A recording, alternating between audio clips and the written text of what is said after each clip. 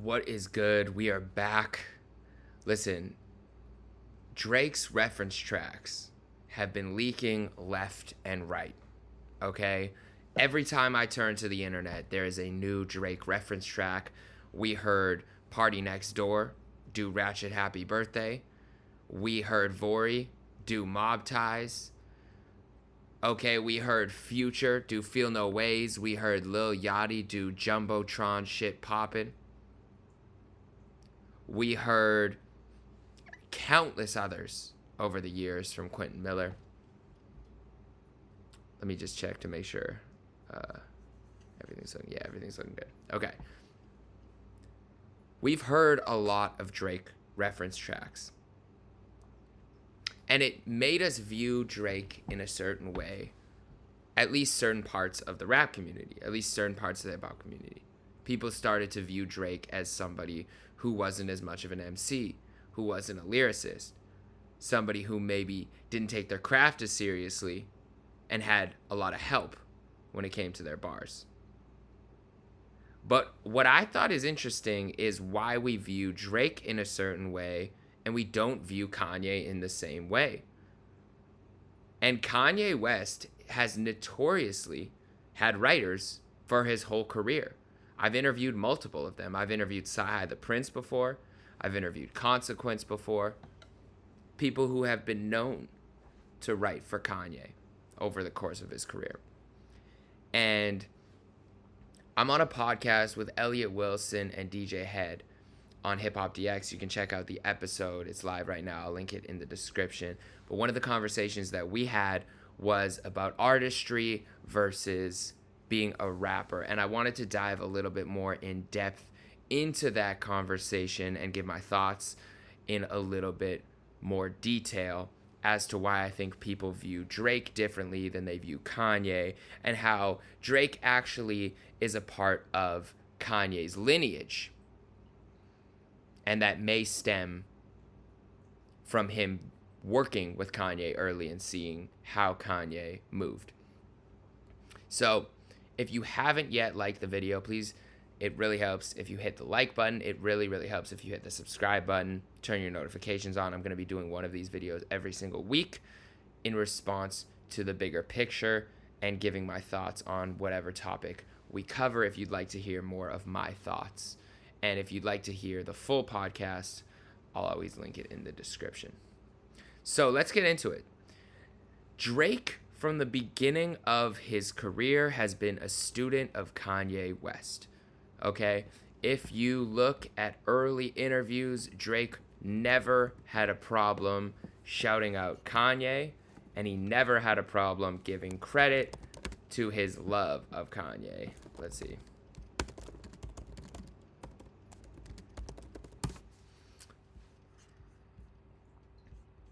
Let's see where Drake first started to talk about his love of Kanye. This is all the disdain. But let me see.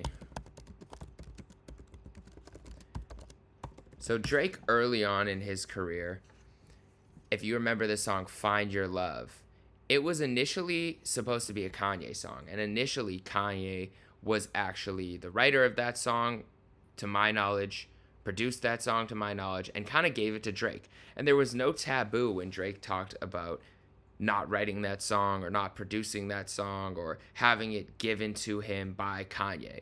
And at that point, of course, it wasn't a lyrical song. It was more of, a pop song. If anything, it was a hit song.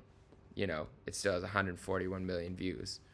But there was no taboo when it came to that song in particular. Okay? But seeing that early on, I think Drake saw the way that Kanye moved. He saw the way that Kanye worked.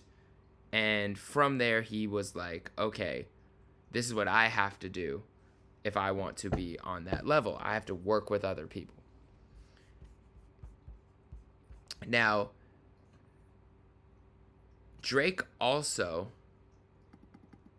was always looking up to Kanye. If you remember in Elliot's interview with Drake, and elevated too much? Nah, I feel like that's it. It's like the underdog that's extremely hungry. He asked Drake, Elliot asked Drake, who his competition was, if he saw Kendrick as his competition. And he actually Moments, you know, like that. instead It was said real this. cool. Like verse of the millennium that Kendrick has, like the no malice behind it, because I saw him. I'm the king. So if it's really fuck everybody, then it needs to. I still like. When it comes to competition, I'm more worried about consistency. I'm more worried about bodies of work. I'm basically talking about, like, you know, there's one guy who's up every night thinking about how to get better and how to do things bigger, and you know that's Kanye West. He's like, he's always gonna be the guy that's trying to outthink and outdo, you know, everybody. So for me, that would be like, you know.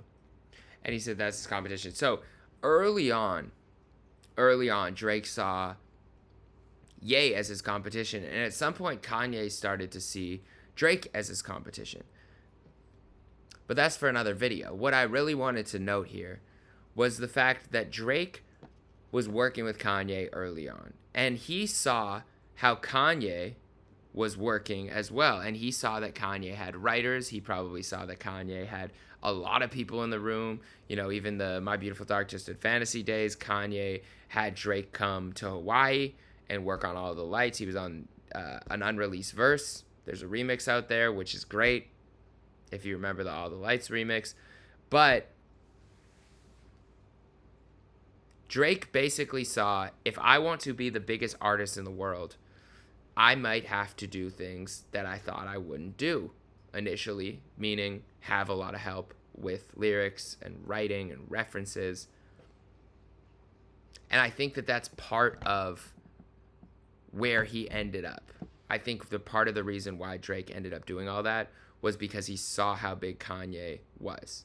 Now, it's interesting because a lot of people didn't know, and I was talking to Head and Elliot about this, a lot of people didn't really know that Kanye had writers. My cat. A lot of people didn't know that Kanye had writers to that degree until later on in his career. It was kind of always industry knowledge to some degree, but people viewed him as a producer more than they did a rapper, so they didn't take it too seriously, the fact that he had other people helping him. But if you look at like Rhymefest is a guy who was writing for Kanye early. This is 2015, he was talking about it. There are a lot of songs that my name isn't even on. So he was a ghostwriter for Kanye. What it means to be a ghostwriter is a non-credited writer, someone who's not on the song credits. If you looked at the back end in the booklet, if it's a CD or on Spotify, under the writing credits. This is in a recent interview. He said, I've written for all of Kanye's albums with the exception of 808s and Heartbreaks. There are a lot of songs that my name isn't even on. Rhymefest suggested that Kanye might have too much on his plate at the moment to focus on writing. I think sometimes people get to a point where they're so busy, I'm doing fashion, I'm doing this, I'm doing that you lose focus with the foundation of what it is. We have so many things, we lose track of the fact that it wasn't about the things. You shouldn't be trying to keep the things, you should be trying to make new things. So basically he's talking about how Kanye might be too busy to do all of his writing. He might be worried about his fashion line. He might have a show at Madison Square Garden. He might have too much to deal with Kim, with his family, whatever it may be. Kanye's a busy man. He's got a Yeezy corporation to run. And when I spoke to Sahai the Prince, he actually said something very similar.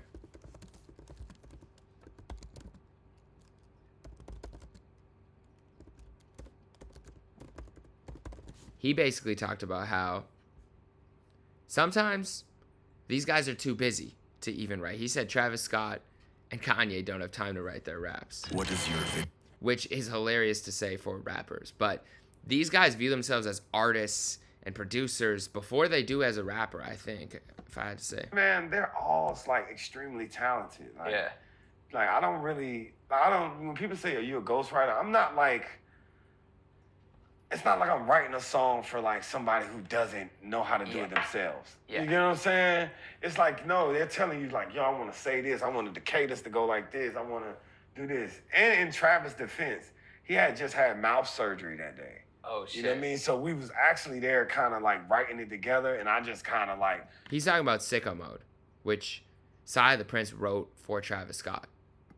lay it for them so they can kind of hear. Because yeah. sometimes, even with me, it's like I'll lay a rough or a skeleton, and that'll let me know if I need to finish it or if I just need to like scrap it. You know what I mean? So well, because I feel like people misunderstand what reference tracks are, right? Like a lot of the reference tracks that come out, people are like, oh, that was them rapping the whole thing.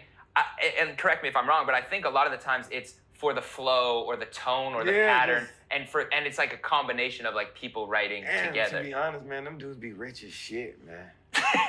It's true. You know what I mean? They ain't got time to be sitting there doing 5, 6, 12 different versions to see if it's right.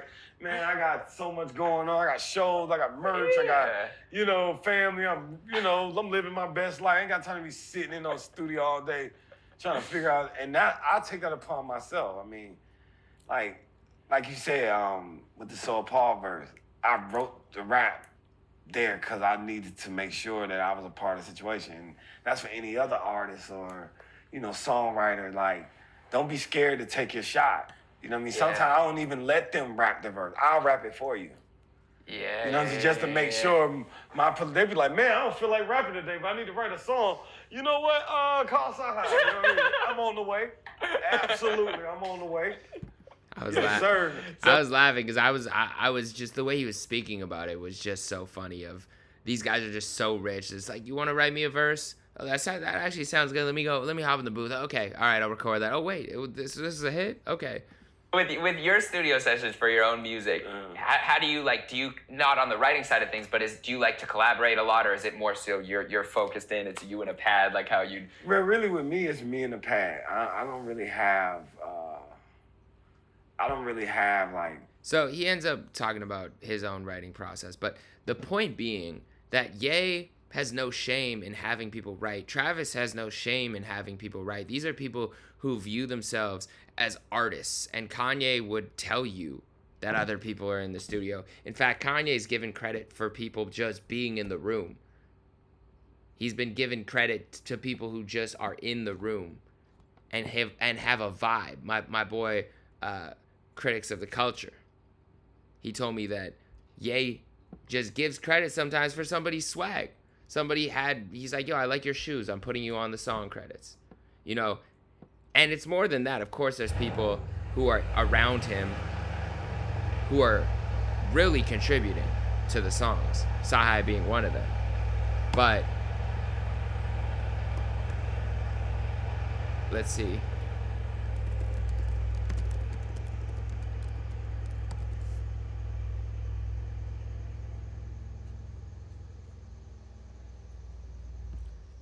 Does Kanye speak about having writers in an interview? I don't actually remember if Ye talks about it. But you can go back in old interviews and you can see Kanye speaking about having people collaborate with him. Now, Drake, on the other hand, when Drake talks about collaborating, it's very interesting because he doesn't speak about it in the same way as Kanye, but clearly he does it in a similar fashion, as we see with a bunch of these reference tracks. But Drake talks about this reference track stuff and this ghostwriting in terms of a very specific language. He speaks about it with collaboration. We worked together. I worked with Quentin Miller.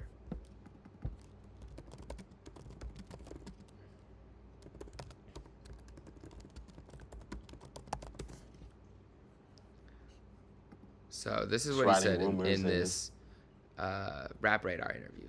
Type of thing.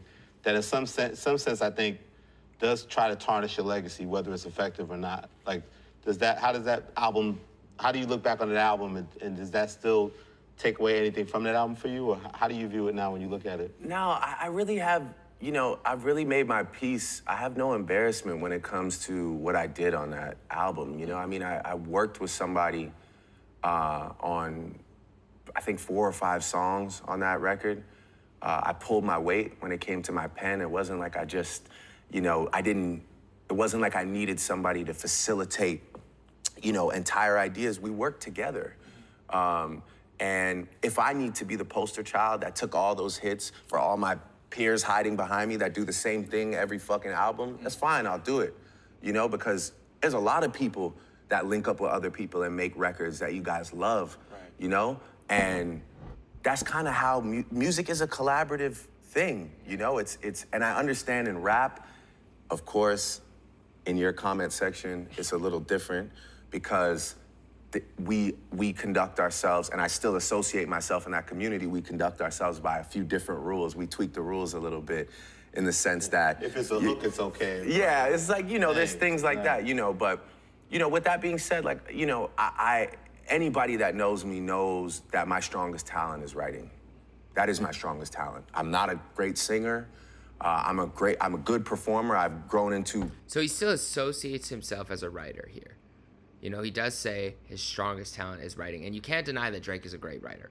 If you looked at his catalog of song credits, he's written not only most of his songs, but he's written for other people. He's written for Alicia Keys, Jamie Foxx, Kanye West. So you can't deny Drake's writing ability, but it's interesting that he still identifies that as such a strong suit of him, and he identifies so closely with his pen, and people have identified him so closely with his pen that that's why maybe it was more hurtful for certain fans to find out about some of this writing, myself included at the time. A great performer, but my greatest talent is writing, you know, and that's why people ask me to write songs for them. That's why people like to get in the room and write with me.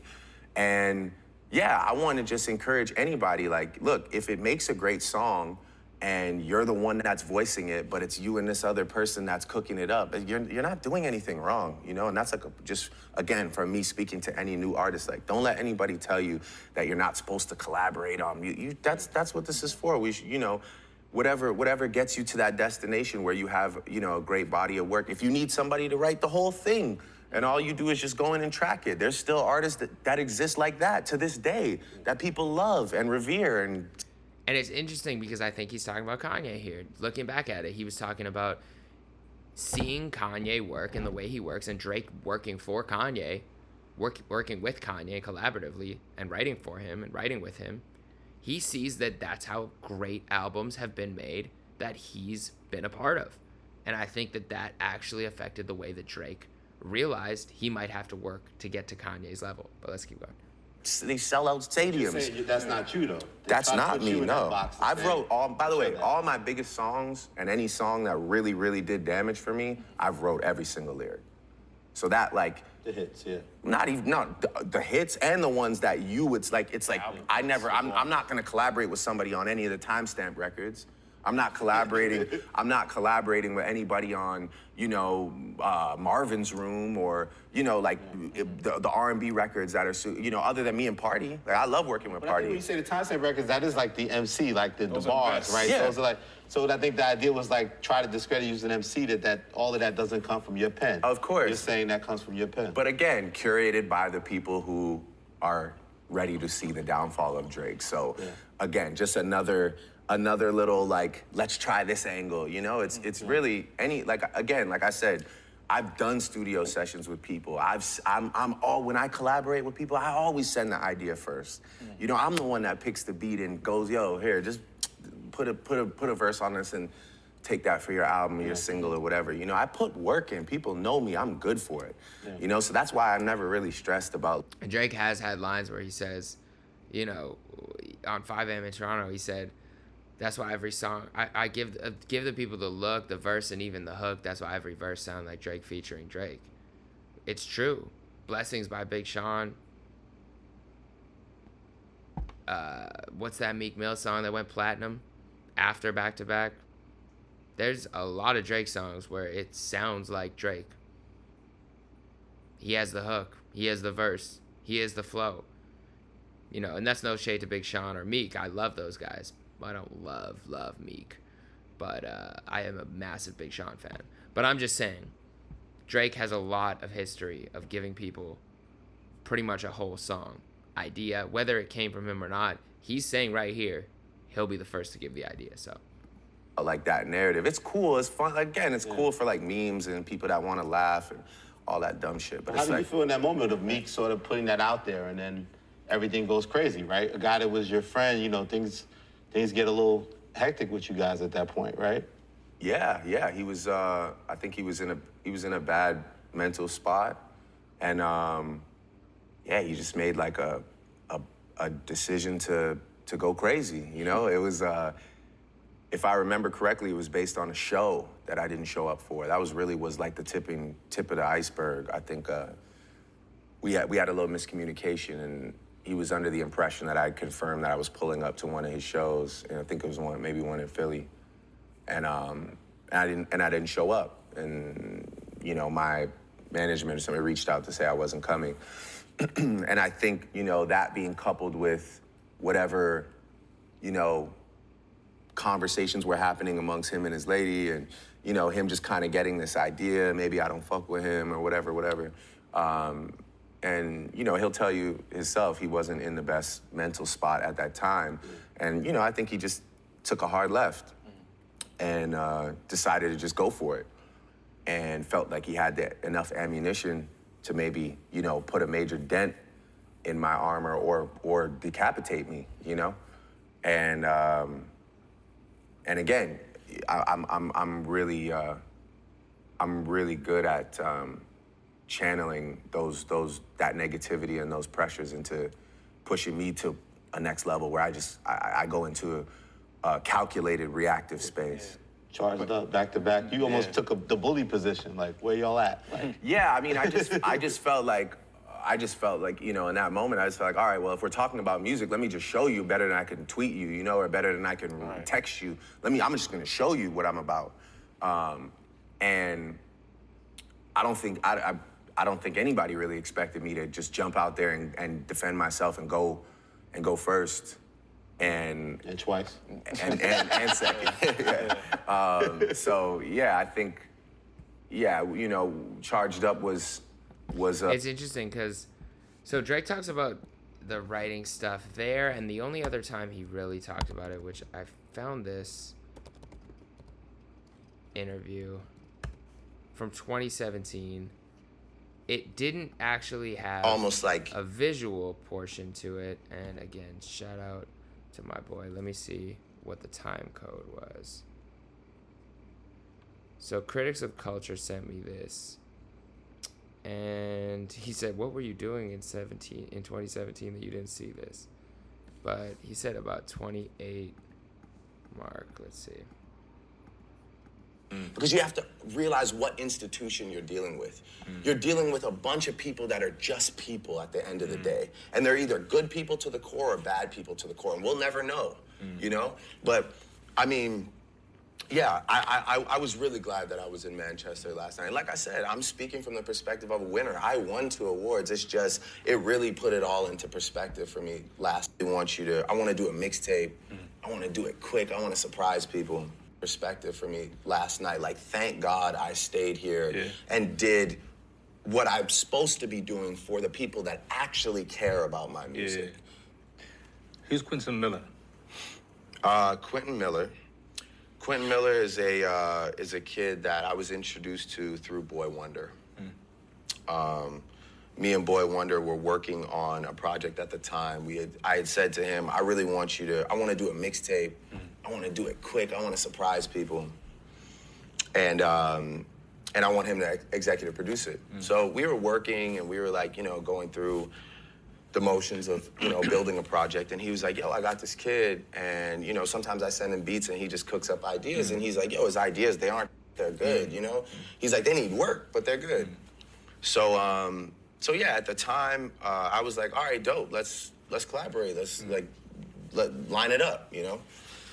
And yeah, I started working with this kid, and I think we ended up doing about 5 songs together in total, a few of which were on that project and a few of which just made their way out. And yeah, I mean, he was a guy that I collaborated on music with, and I'm proud to sit here in front. So Drake uses that word collaborate a lot. He talks about being a collaborator with Quentin Miller, with people that he works with Party Next Door. And I think a lot of people have this weird notion that reference tracks and that, you know, whole writing aspect of music is all one-sided and all somebody giving an entire song. But I don't think that that's necessarily the way that it works. I think this is something where Drake's either giving a concept or giving a hook or giving an idea, and here's my verse, and what do you think of it, and what maybe can you put some flows on it. I think that that's part of the way that he works, at least what he's describing, but we'll continue. In front of you and say that, you know? Meek Mill, at the time, due to some like issue with Nicki, whatever it was, decided to create a narrative that I don't write my own music, because that was what was convenient for him at the time, and he caught wind of it. It's unfortunate too, because Quentin was being managed by DJ Drama and Don Cannon, Right. who ended up really fucking his shit up, you know, because they were just like really just messy with the shit unnecessarily. But yeah, you know, he decided to create this narrative that I don't write my own music. And the reason why I never felt like necessarily pressured to like sit down and defend myself right away or go do an interview is just because, I mean, anybody. Which he didn't. He kind of let it rock. All he really said on Back to Back was, they just mad that I don't write enough. They just mad that I got the Midas touch, meaning the way he says things is different. The way that Drake speaks, his tone on a record, the way he raps, is what makes it a hit. Now, the pen, the lyrics, no matter what, those are effective. But the same way that Kanye makes a song a hit by the way he says something, Drake has that ability, and you cannot deny that. You really can't. You can listen to some of those That was reference in tracks. those rooms. It doesn't hit the same as if Drake raps it. Right, that worked on that project, or anybody that's been in any room with me, period, knows. First of all, knows that I am one of the best writers, period. That is what I do. That's what I'm known for. I mean, I go and write for other people. I write my biggest songs, my biggest hits. Similar thing as he said in the other interview, right? The massive majority of my catalog has all been written solely by me, which is a big feat, because music is a collaborative process. And at that given time, you know, with those isolated records, they just wouldn't be what they were if it wasn't for me, you know? I mean, if it wasn't for That's what I was saying too. my pen and my contributions to that, and no, not taking away from him. I mean, we did great work together in a very small space. Right. And yeah, you know, I mean, it really just kind of blossomed into this thing where I became the poster child for ghostwriting, which is a huge conversation now in music. And if I was like an evil spirit, if I had like a different agenda, I could sit here and tell you how the shit really works. I could sit here and tell you 10, 20 people that are worse than me, you know? Basically saying, like, a lot of my contemporaries do this. A lot of my peers do this. If I wanted to snitch, I could tell you the names, and I'm sure that that's true. There's a lot of people who work with artists that I even know, who work with artists that you might be like, really? They don't write their own stuff? But I wonder who in particular he's speaking about, because at this point, I do believe it was pretty common knowledge that Kanye had writers. I don't think this is a shot at Kanye. I think this is a shot at some people that maybe we revere in the lyricist space. But I don't know. That literally take everything, and it's just a verbatim process of but I'm not like that, you know? When my peers get a record, I'm happy. It's great. Doesn't matter where it comes from. I don't care, you know?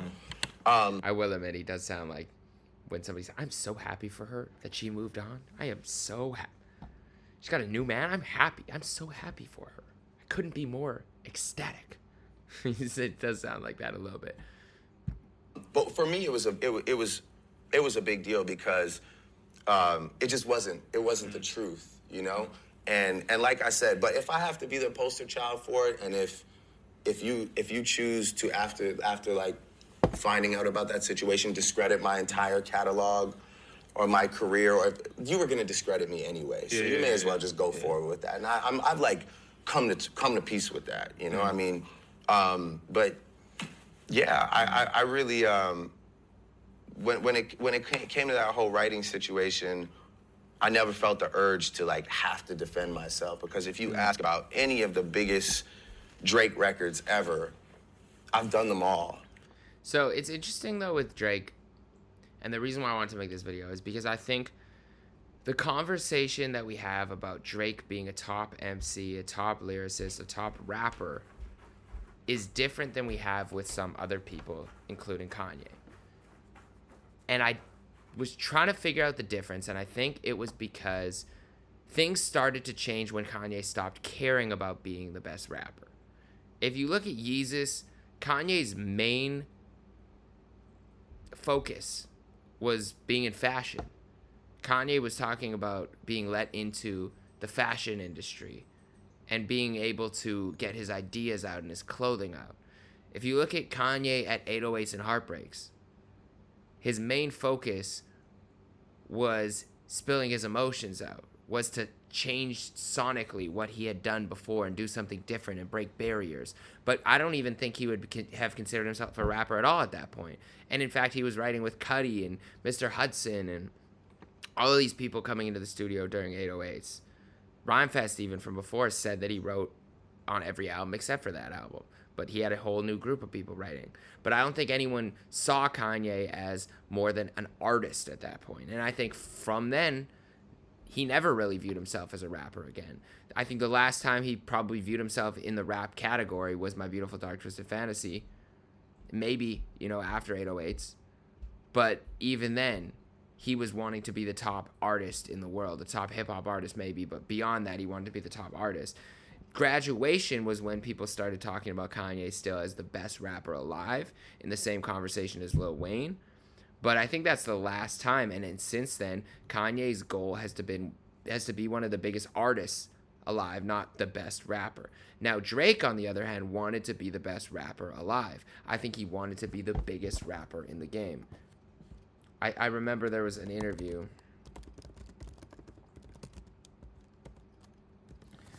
I don't remember the exact statement that he had.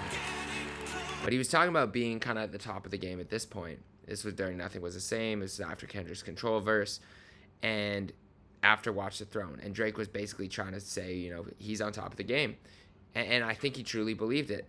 And I think he wanted that. But then after that, I think there was a time period, once the ghostwriting and the rumors and the reference tracks came out, Drake started to realize he couldn't be the biggest rapper in the world because he was never going to get the credit, like he said, from the comment section on certain rap posts, from the bloggers, from the real MCs. He was never going to get the credit that he wanted, and he was never going to be able to be viewed as a number one rapper alive. So what he did was he flipped to try to compete with Kanye, wanting to be the best artist in the world, the biggest artist in the world. That's when we started to see Drake do dancehall. That's when we started to see Drake do Afro beats. That's when we started to see Drake be a London ting.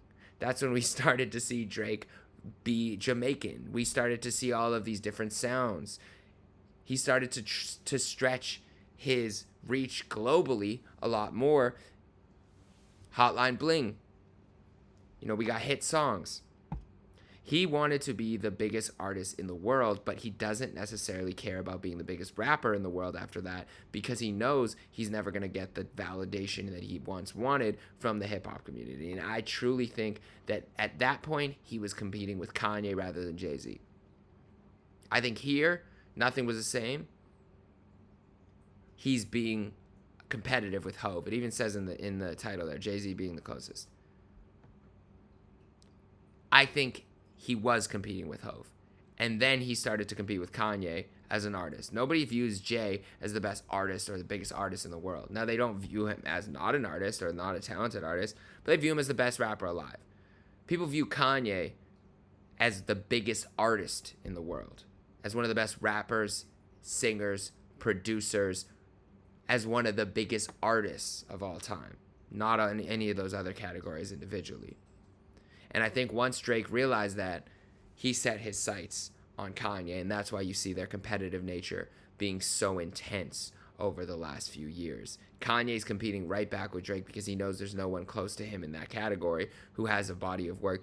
If there's anyone that you could just play at the party, maybe not today because of the circumstances with the Kendrick beef, but any discography where you could play and probably please most of the room with one of the songs, it's Kanye and Drake, and it's not even close who else is on that list. And I don't think that Drake will ever fully make it to that level now. I think Kanye will far pass where Drake will be viewed as an artist. But I think that Drake wants to compete with Ye. And I think in his mind, there's been times where he's maybe been above Ye. And you guys can let me know in the comments. Do you think that that's true? And do you think that there has been a time where Drake's been ahead of Kanye as the biggest artist conversation or best artist conversation? You know, he talks about being Michael. He talks about being Michael Jackson. And that conversation about Michael Jackson, all those references, comparing himself to the Beatles, that started after he realized he was never going to get the validation from people that he wanted in the hip-hop community. But he's like, he's just like an incredible mentor to me. And, he's talking about Jay-Z. And gives me great guidance and is very, very supportive. And, Is that a new relationship, or were you guys always cool? No, it's always been like that. You know, Really? I mean, I think the more I